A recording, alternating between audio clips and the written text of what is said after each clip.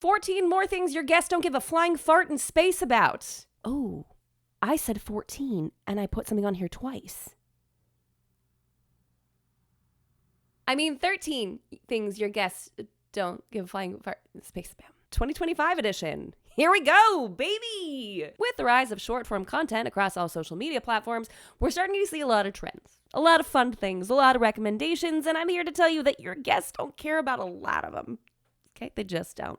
So if you're out there scrolling the interwebs really feeling like you have to add a bunch of stuff to your event that you weren't initially planning on, I hope this video brings you a little bit of relief. If you're new here, hi, my name is Jamie Wolfer. I'm your online wedding planner, and today we're discussing 14 things your guests just don't care about, okay? And before we jump into the meat and potatoes of today's video, I just want to make a quick disclaimer. If any of these items on this list matter to you and your fiance, ignore it. Pretend it never even came out of my mouth. Now, I scoured the internet for these opinions. That doesn't necessarily mean I personally agree with all of them. But if you still feel a little ragey, you want to go jump in the comments and tell me your thoughts, please do. Because all press is good press when you're on YouTube, right?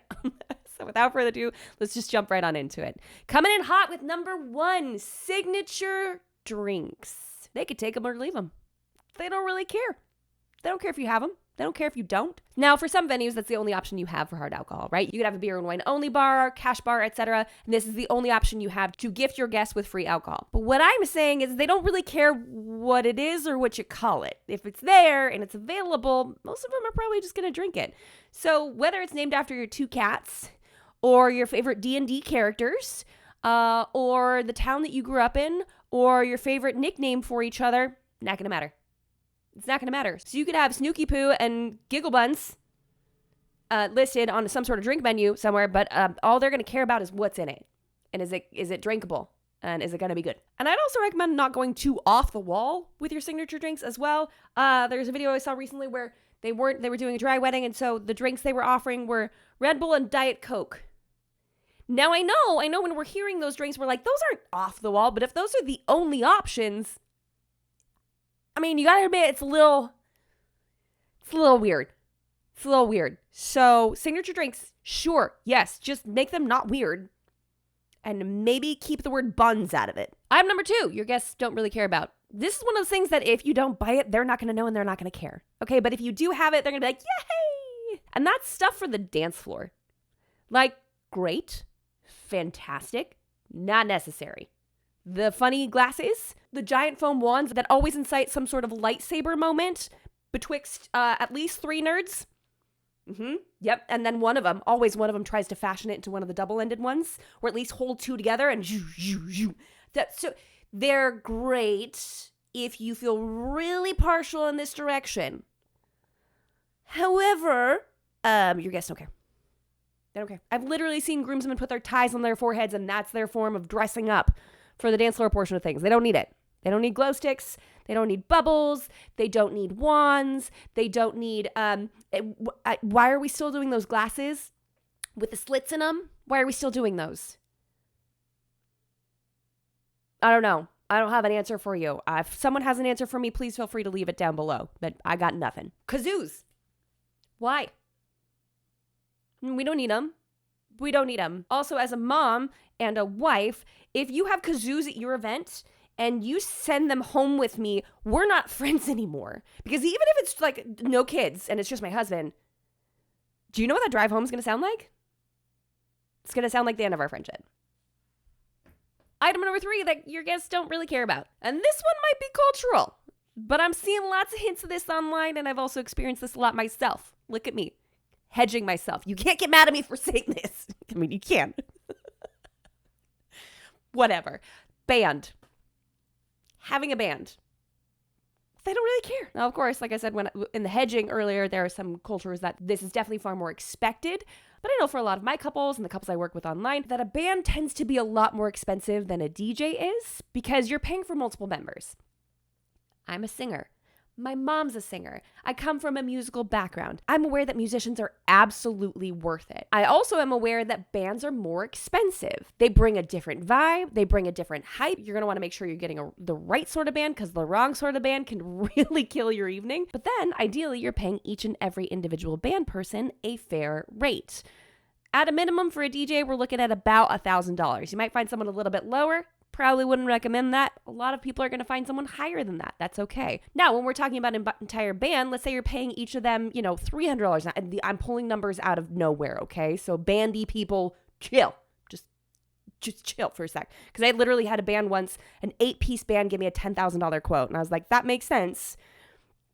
I can't do that. We can't make that work within this budget. So I'm aware that it gets really, really high. So when you're looking at $500 per person, you've got a 5-person band. Also, that's a lot more expensive than just a DJ. So weigh that for yourself and understand that comments on the internet are like, we don't really care. A DJ is totally fine. A DJ is perfectly sufficient. So unless you're really married to the idea of a band, see what I did there? Don't do it because they don't really care. Number 4.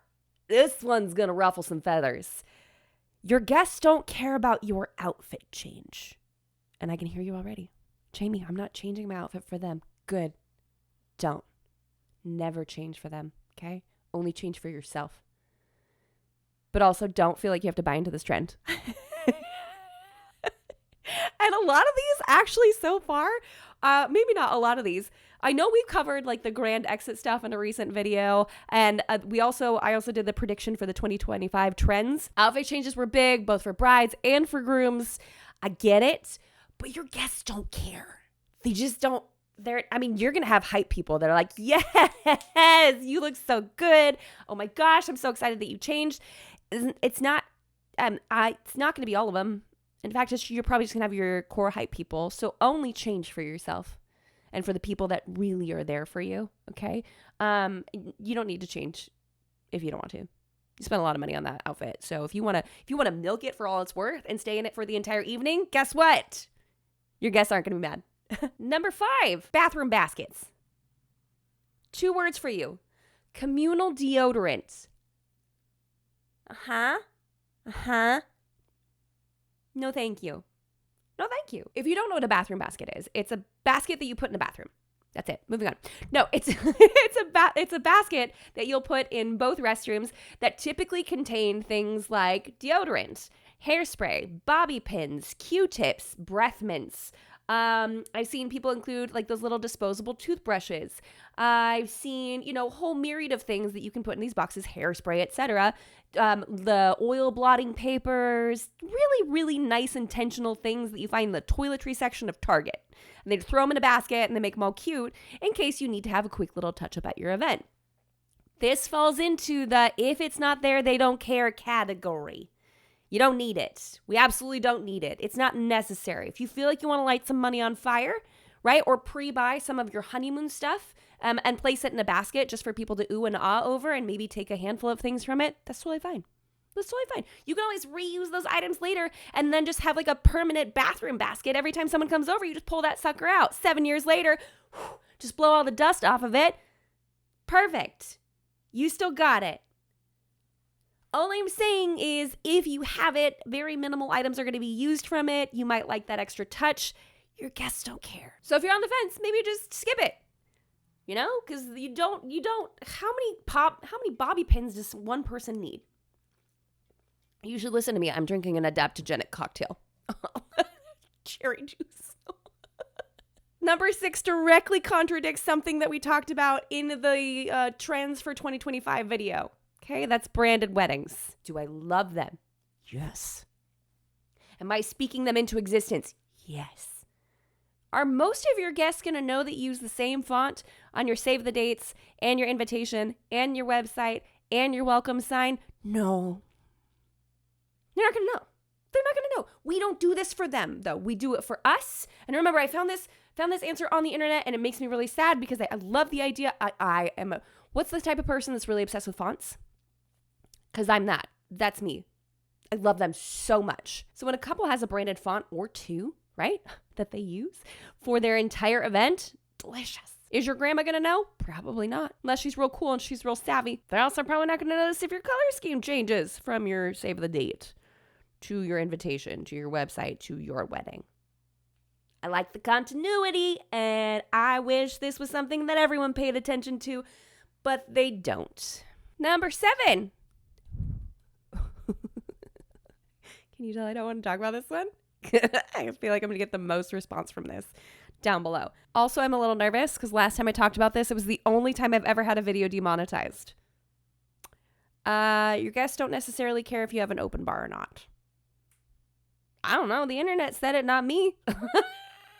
This, like the band, is a deeply cultural thing. If you live in an area that cares, that matters, if you have a culture that cares, where it is really important that you have this, ignore me. I can't memorize all the cultures of all the weddings of everywhere, no matter how much I want to.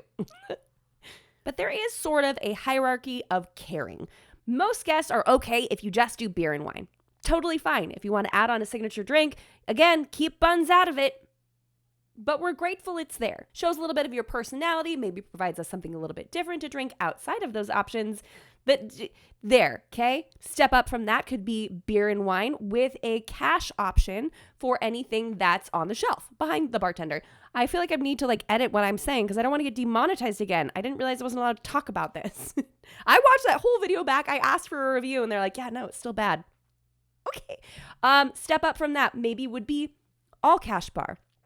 Anything and everything available behind the bartender for cash. Or maybe 1 hour hosted and the rest of it turns into a cash bar where you host the 1 hour and then they go from there. And then the last step from that would be open bar. So it's a lot less of if you don't have an open bar, your wedding doesn't count. If you know, you know. And more of they just like to have something. And here come the dry wedding comments. That's fine. Just the open bar matters a lot less to guests than we think it does.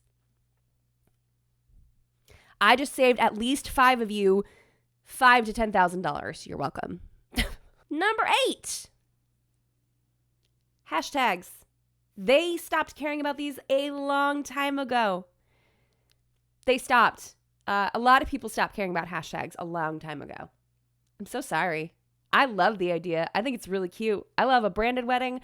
I want all of your guests to take all these pictures and then tag you. And I want them to use the hashtag. And I want you to wake up the next morning and scroll through all of the photos that you've been tagged in. I want that for you. And now all of you are like, wait, that actually sounds fun. I would like that for me as well. Procuring photos from guests is really difficult. So they might see your hashtag and go, that's cute. You're probably not going to have very many people use it. They're a little older, they're a little dated. So while of course you can still throw one on a sign, I wouldn't expect a high return on that. Just like in the original video of what your guests don't care about, the guest book, a lot of people don't go sign it. It's more important to you than it is to them, and they'll walk past it. The same thing goes with the hashtag. Getting that sort of interaction is a little bit more difficult. Of course, if you really want guests to participate more or send photos or take more photos, I highly encourage you to incorporate a photo scavenger hunt where you have guests take photos and either post them to some sort of online folder. There's a bunch of different apps that you can do this with for wedding photos specifically, or you can have them posted to Instagram and tag you in it or use your hashtag, etc. But that's a great way to get a lot more involvement out of the tables, a lot more involvement out of your guests, especially, sorry, I say tables because I would recommend placing that at the tables. Or you can have disposable cameras down to encourage people to take photos of these things. It's great. This is probably my favorite way of getting guests involved and really encouraging them to take photos. But expecting 150 guests to use a hashtag, probably not going to happen. The next 2 I take personal issue with. Okay. Why? Because I like them a lot and they really matter to me. And seeing this on the internet, I was like, you can say that, that's fine. I'm still going to do it anyways. And number 10 is miscellaneous decor. Like your card box. The internet says they don't care. And I do. I think it's cute. I like when that all works together. Again, I like the branded events. I like the fonts that carry over. I like the colors that work all together. But they don't care if it's a basket or one of those Valentine's Day boxes that you make in elementary school that you decorate with construction, but they don't care. They don't care. They just want to figure out where to put the card because they don't want it in their pocket all night. They don't want to be responsible for that. Okay. All right. There's probably a check. They're like, I just want to drop this off and no longer be responsible. Thank you. So what box do I put it in? I personally find that offensive. I'm like, you should care because if you put the effort of putting a check into a card and you want to place it, you should care that where you're placing it is beautiful. And the internet said no. The internet said no. So they're wrong. The next one is flowers. The internet says that guests don't care about your flowers. And I'm so sorry. I think they might be right. I care. I will hold space for the flower lovers out there, but they just say like, as long as there's something in the center of the table, I'm not going to pay too much attention to it. And I'm like, you should get in there, especially if they're real. You should go smell them. You should look at you should appreciate that centerpiece was probably like $65 to $100. You should look. But a lot of them don't. So if you were looking for a reason to cut your floral budget, there it is. I'm not. I'm also not planning my wedding because I've been married for a long time. But if I still love them. Okay. All jokes aside, I know couples really struggle with this because floral budgets seem really hard. I know a lot of florists have a minimum of like $2,500. And so for a lot of couples, they're like, that's just not even the realm of possibility for us. So if that's the case, there are quite a few different options. I think I have a video. If not, I have an entire Pinterest board with all like no floral centerpiece ideas. I think it's Pinterest board. I'll link it right here or down in the description if they don't let me link Pinterest up here. If you were on this boat, I will say centerpieces are kind of just expensive across the board. But if this just gave you like the confirmation that you needed, there you go. For those of you that are still doing florals, I support you and I'm here for you. Which, I mean, honestly, I get it. We love them. We think they're beautiful. This is your event, of course, if you want to make that happen. I do think there's a lot of people that appreciate the beauty of them. Again, this falls into the category of if they're not there, do your guests really care? Probably not. Now, if I think it was completely empty, the center of the table, I do think that would be noticed. I do think that would feel weird. I think there needs to be something grounding in the middle of that. But what that thing is up for debate. Number 11, personalized anything. They don't care if your cocktail napkins have your wedding date on them and your names. That does not matter to them at all. They don't care if your disposable cups have your wedding date on it and your names. They don't care if your favors have your wedding date on it and your names, unless it's consumable, which they still don't care if it has your wedding date on it and your names. Are you sensing a theme here? They don't need it. They don't need a candle with your wedding date and your names. They don't need it. And this goes a lot into like the favor category, but we clearly covered that in the first iteration of this video. This is more just focused on like, just don't feel like you have to spend a bunch of money on any of that because they don't care. I cannot imagine a single one of your guests going to receive their signature honey buns cocktail and putting it on a plain cocktail napkin and going, you know what? No honey buns for me. This napkin's plain. I'm not doing it. I'm not about that life. If it's not customized, if it doesn't have a logo or a brand on it, I don't want to do it. So just run that through. Just run it through. If I just saved you $200, you're welcome. I don't know where this trend started. I don't know why it started. I don't know how it started. It's just, in my opinion, it's one of those things where you don't need to. It's okay. Unless you really need to. And then it's also okay. Number 12. A lot of couples get really, really worried about this. Your guests don't care if your flower girl or ring bearer misbehaves, walks in backwards, walks halfway down the aisle and books it back out, does or doesn't drop the petals, does or doesn't carry the rings. They don't care. It's a child. Like, they have very low expectations. And in fact, in my experience, running the many weddings that I've worked for the many years I've been doing this, anytime a baby or a child doesn't necessarily do what they're supposed to, as long as they're not throwing a fit, which we've literally never seen. Like, I need to amend that a little bit. Of course, if like they throw themselves down and start screaming, no one's going to like that. People will care then. But if they're not walking in a straight line, or if they get distracted, or if a parent needs to sweep in, they'll be like, come on, Johnny, let's keep moving. That's all okay. Your guests don't care. It's perfectly fine. They don't care if there's actual petals on the ground. Let's be honest. Usually a flower girl doesn't even know how to throw them properly, even if she does. My favorite is when they like take them out of the basket and place them one by one. Iconic. I don't even care. I don't care. The only thing I do care about is if the ring bearer actually has the rings. You better make sure those suckers are tied on real tight. We had one lose a groom's ring. We literally had one lose a groom's ring once. So we found it. Don't worry. Crisis averted. But food for thought. And last but most certainly not least, the last thing your guests don't care about at all is long speeches. They don't care. They really don't. Now, of course, if this is what you want as a couple, ignore me. Forget what I just said. But most guests are not privy to your inside jokes, don't know what your nickname is or why you got it. And sometimes they don't even want to know, depending on the nickname. So while they are ready and willing to sit and listen to some of them, if you have more than 4, might I recommend scooting some of them over into the rehearsal dinner the evening before and getting some of that out. Because the night or the day of your wedding, your guests are already going through quite a few things that deplete their attention bank, right? the ceremony, if your cocktail hour is a little extra long, if it's too hot outside, if there's not enough food, if there's not enough water, if you started late, their attention bank is really starting to drain. So you want to make sure that you keep feeding them, literally, and feeding them entertainment-wise so they can kind of keep making it through some of these perfunctory experiences. And I know what some of you are thinking already. It's my wedding day. They're going to sit there. They're going to appreciate it. That's not necessarily my mentality. You know, it's not that just your day, your way. If you're going to have 150 guests, you do need to feed them and entertain them. That's why we're doing a follow-up video to this of the things your guests do actually care about. But they don't care for all the speeches. Some of them are cute, some of them are fun, some of them are painfully awkward, which is why I recommend something called Provenance. It'll help them write their speeches. It'll help you write your vows. It'll help your officiant write what they're putting together. They basically, if someone's holding a microphone at your wedding, you want them to go through Provenance. They just have like all the options for you. I'll link it up there if you're interested in it. I guess this could be the final thing that falls into the, if it's not there, they're not going to miss it. Yeah. If they don't see your 5th, 6th, 7th, 8th, and 9th speech, promise you, they're not going to miss it. They're not going to miss it at all. In fact, they might thank you. They might thank you and be like, oh, there was more? Oh, and they had to be moved to the night prior? Oh, bummer. I'm so sorry I missed that. Okay. What is your favorite take from today's video or least favorite? Sound off in the comments or let me know something that you as a guest don't care about. Like, just don't care. Is it something on this list? Let me know. If it's something off this list, also let me know. Because I will say as a guest myself, I don't care about the cake. Boom. Hot take. Not a cake person. Now, of course, I will appreciate a beautifully put together dessert table or a beautiful cake. I'm not going to eat it. I don't care about it. Like, I care that you care, but I don't care. Does that make sense?